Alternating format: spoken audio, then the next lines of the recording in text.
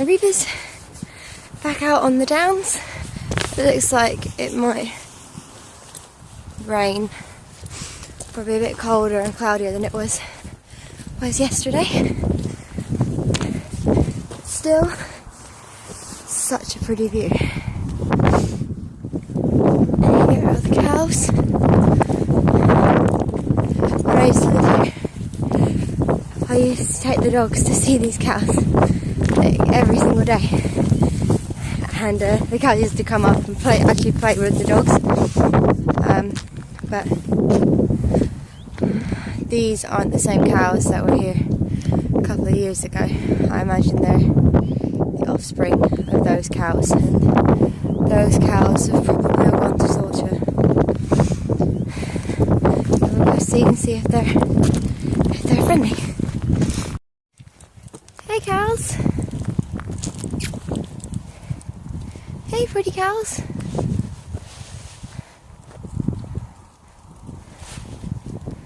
Just don't understand how people can eat these guys.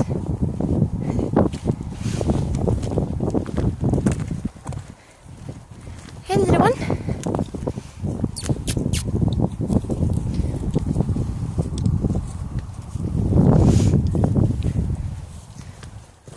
Oh, there's one behind there. Hey cows.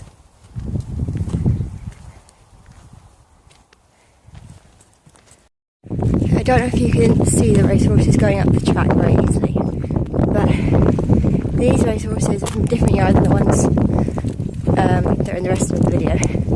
These are flat racehorses, so most of them are going to be 2 years old, 3 at the most.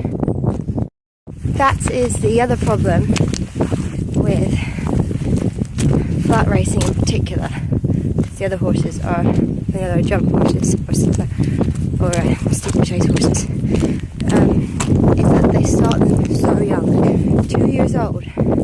They're having to run, exercise, like normally maybe what a 5 or 7-year-old horse would have to do. So they're having all that pressure on their joints, on their bones, and in the long run that does not do well for them. And because they're hardly developed, it's so easy for them to break while in training or on the track. And you notice that if you look at ex-race horses, most of them will come with leg injuries or neck injuries, or a lot of them had kissing spines, which if you guys don't know what kissing spine is, it's just where the vertebrae in the back, two of them or more will kind of pinch together and they will touch each other, and it's extremely painful for horses. And I saw one a couple of years ago who, one of the race horses, kept throwing riders off, and they just put it down to the horse being, just a bit crazy or whatever. And I kept saying there's definitely something wrong with it because horses just don't do that for no reason.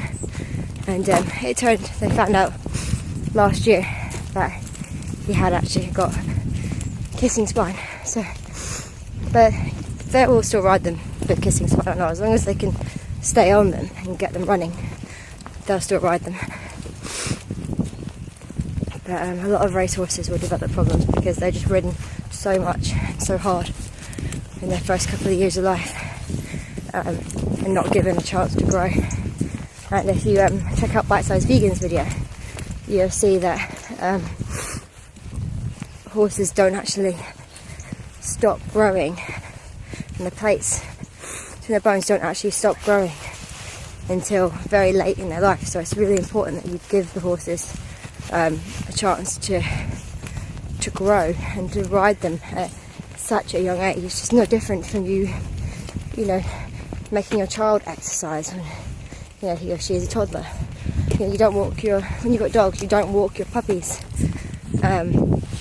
You don't walk your puppies really far and on concrete and until they get older, because you're going to wreck their legs when they get later on in life. And horses are no different.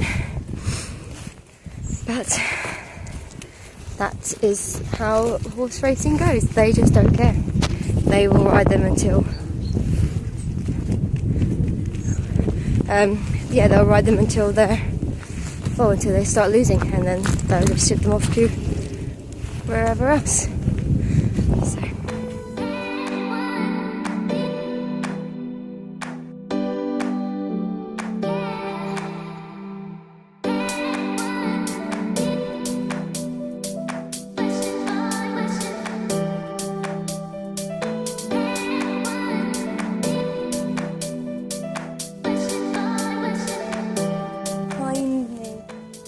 You can kind of see it's just going downhill now.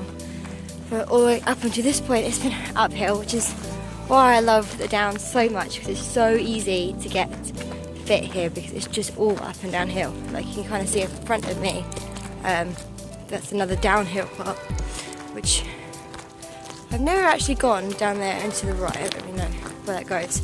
But if you go to the left, you can kind of see there's a winding path up that way, and I've been up there. That just takes you to another huge field called Chanctonbury. That's a really long walk. Today we're doing Long Valley, which is just got up this little hill here, and then it's a very long downhill walk into the valley, hence why it's called Long Valley. Yesterday I went to where that tree line is in the distance. I don't know if you can see. That's called Short Valley because it's essentially going the same way, but you just take the first turning and go downhill that way. It's a lot shorter, hence the name Short Valley. Here we go. So you're kind of going downhill now. So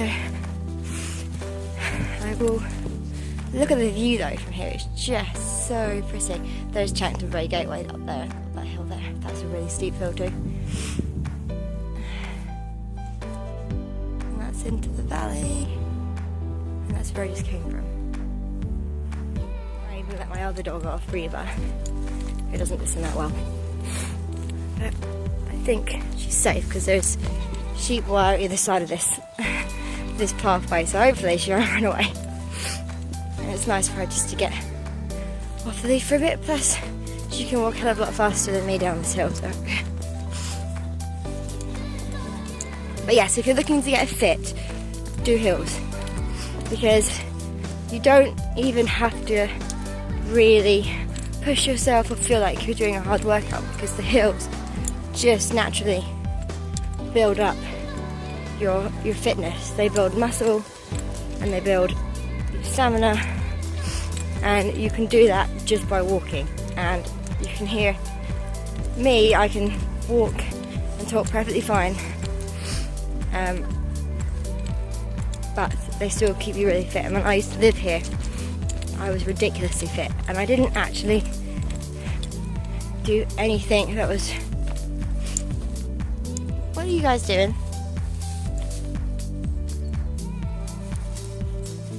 Oh, I've seen something. So I'm so bad for sheep wire. Yeah, I wasn't doing anything really hard, it was just all the hill work that I was doing. But I'm not the type of person who likes to really push myself with running, or even cycling is not really my thing. So I just like to be able to walk my dogs and kind of look around and get a bit at the same time. So yeah, do hills if you're like me. Now entering the valley. And that's the hill that I just came up, or down. I'm just going to continue down into the valley. It's so steep and it just really works your muscles.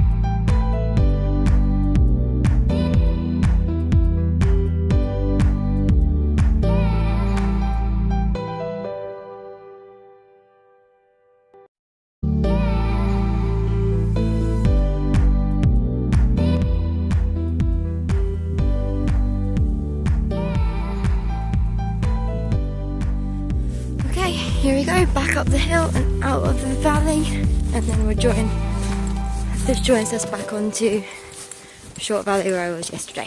And it's all the way uphill from here